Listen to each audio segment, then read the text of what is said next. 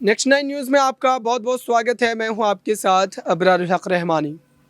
मल्लिकार्जुन खड़गे कांग्रेस के नए अध्यक्ष चुने जा चुके हैं, लेकिन साथ ही उनके साथ कई सारी बड़ी चुनौतियां जो है इस वक्त बनी हुई है, क्योंकि राजस्थान के हालात जिस कदर बिगड़ते चले जा रहे हैं उससे कांग्रेस पार्टी का दोबारा सत्ता में आ पाना बिल्कुल असंभव सा लग रहा है। लेकिन क्या मल्लिकार्जुन खड़गे अपनी रणनीतियों का इस्तेमाल कर राजस्थान की सियासत में कांग्रेस को फिर से सत्ता में वापसी करवा पाएंगे? क्या सचिन पायलट और अशोक गहलोत के बीच जो तलखी लगातार देखने को मिली है उसका अंत जो है हो पाएगा, या फिर उसी तरीके से लगातार जो ये खेल जारी रहेगा? और अगर ऐसा हुआ तो फिर आने वाले समय में जो है गुजरात की अगर बात करें, यहाँ पर गुजरात में जिस तरीके से पार्टी के कई नेताओं ने जो है इस्तीफा दिया है, उसी तरीके की स्थिति क्या राजस्थान में भी पैदा होगी? इन्हीं तमाम मुद्दों पर जो है गहराई से रोशनी डालने का प्रयास करूंगा। मेरे साथ बात करने के लिए मौजूद है ऋतिक जी, उनसे तमाम सवाल लेंगे और समझेंगे कि दरअसल राजस्थान के हालात में मल्लिकार्जुन खड़गे क्या क्या रोल रह सकता है, और साथ ही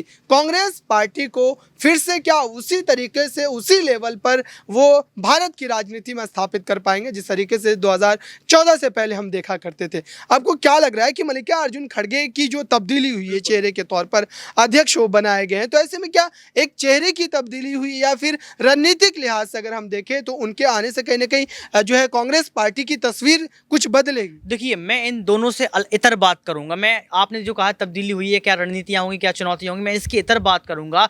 हालांकि आप समझ रहे हैं कि 2014 के बाद जो तस्वीर सामने कांग्रेस की आई वो कहीं ना कहीं बिल्कुल खराब नजर आई है। आप ये देखिए, कहीं ना कहीं विपक्ष की पार्टियां भी और तमाम लोग, जनता सहित तमाम लोग उन पर एक ही इल्जाम लगाते थे कि ये परिवारवाद की राजनीति करते हैं, ये परिवारवाद की राजनीति करते हैं। तो आप ये सोचिए कि जो अध्यक्ष पद का चुनाव करवाया गया था वो क्यों पहले करवाया गया? 3 राज्यों के चुनाव के पहले, अभी 9 राज्यों के चुनाव और है, उसके पहले ये करवाया। क्यों ये चुनाव इसलिए करवाया गया था कि जो गांधी परिवार पर ये बार बार दाग लगता है, कांग्रेस पार्टी पर ये परिवारवाद की राजनीति करते हैं, तो परिवारवाद की राजनीति को खत्म करने के लिए गांधी परिवार के इतर अलग चेहरा उन्होंने साबित किया कि हमारे यहाँ से जो अध्यक्ष बनेंगे वो गांधी परिवार से अलग बनेंगे। मल्लिकार्जुन खड़गे बन के आ गए। अब आपने किया राजस्थान की सियासत को लेकर, तो राजस्थान की सियासत को आपको ये देखना पड़ेगा कि जब खड़गे अध्यक्ष नहीं थे उसके पहले भी वहां पर चुनौतियां सामने आ रही थी।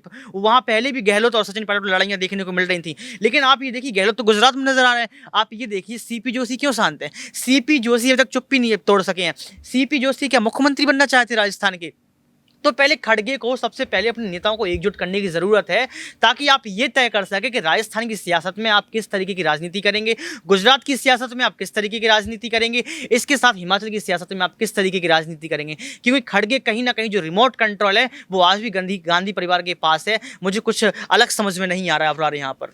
बिल्कुल यही तमाम जो आरोप है वो विपक्षी दलों के द्वारा भी लगाए जा रहे हैं कि दरअसल चेहरे के बदलाव के तौर पर मल्लिकार्जुन खड़गे को एक जिम्मेदारी तो सौंपी गई, लेकिन फैसले की स्थिति में कहीं ना कहीं गांधी परिवार सर्वोपरि रहेगा।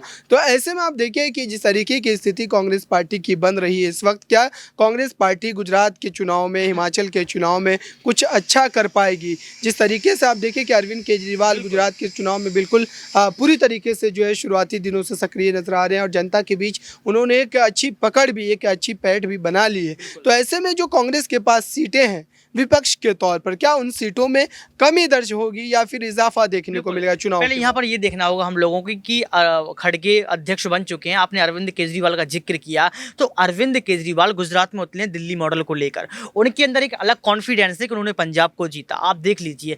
दूसरी तरफ अगर बीजेपी की बात करें तो अभी जो 5 राज्यों के विधानसभा चुनाव हुए थे तो उन चुनावों में 4 राज्यों को जीता, तो उनके पास भी कॉन्फिडेंस है, प्लस उनके पास गुजरात मॉडल भी है।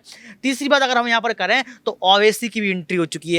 ओवैसी के पास अपना हैदराबाद मॉडल है। लेकिन आप ये देखिए कि कांग्रेस पार्टी किन मुद्दों पर चुनाव लड़ेगी। कांग्रेस पार्टी के पास तो चेहरा भी नहीं है। गहलोत उतर जाते, कभी कन्हैया कुमार का नाम सामने आ जाता है, तो कभी खड़गे के पुत्र का प्रियंका का नाम सामने आ जाता है, तो खड़गे स्वयं उतर जाते।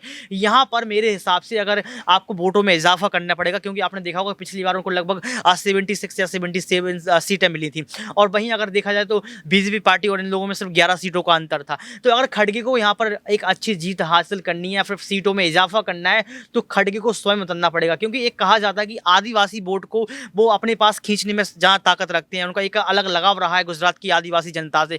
तो मेरे हिसाब से खड़गे वहाँ पर स्वयं उतरें, वहाँ की जनता को संभालें, वहाँ पर संबोधित करें। भारत जोड़ो यात्रा तो आप कर रहे हैं, लेकिन गुजरात जोड़ो यात्रा भी आपको करनी चाहिए।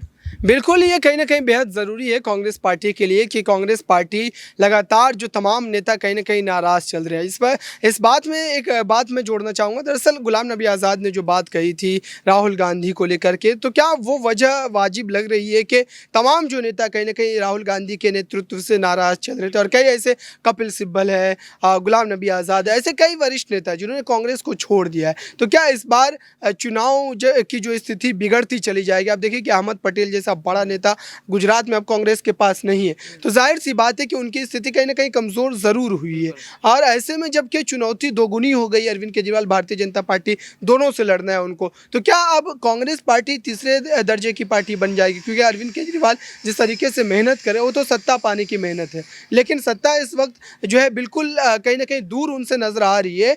लेकिन यहाँ पर कांग्रेस पार्टी के लिए चुनौती ज़रूर है, दो तरफा चुनौती है। इन दोनों चुनौतियों से किस तरीके से लड़ेगी कांग्रेस पार्टी, और क्या तीसरे नंबर की पार्टी तो नहीं बन जाएगी? देखिए, आज सी वोटर्स की जो ओपिनियन पोल आपने देखा था, उसमें भी ये कहा गया था कि जो पहले नंबर की पार्टी वो अभी भी गुजरात में बीजेपी है।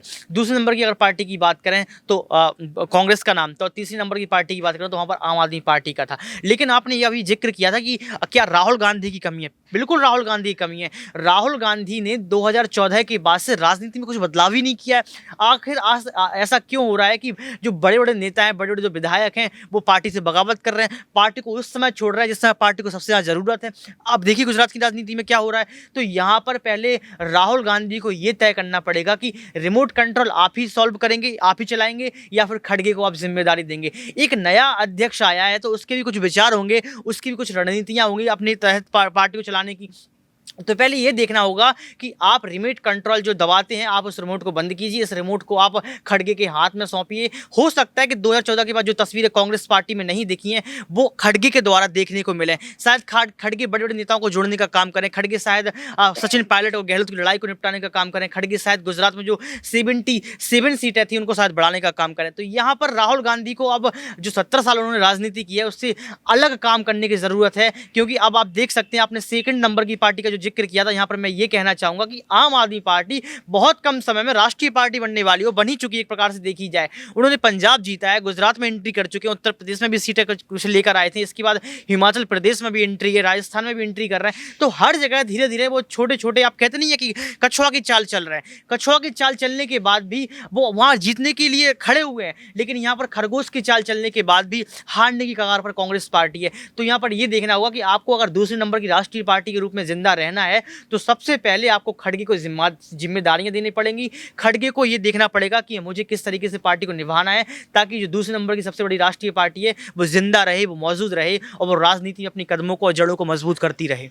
बिल्कुल देखने वाली बात होगी कि आने वाले समय में मल्लिकार्जुन खड़गे क्या उस तरीके से स्वतंत्र जो है अपना प्रभाव रखते हुए पार्टी के लिए निर्णय ले पाएंगे, या फिर उसी तरीके की जो दखल अंदाजी देखने को मिलती थी गांधी परिवार की मनमोहन सिंह के सरकार में, वही चीज़ अब फिर से दोहराई जा सकती है। इस खास कार्यक्रम में बस इतना ही। देखते रहिए ताज़ा तरीन खबरों के लिए नेक्स्ट 9 न्यूज़ को। धन्यवाद।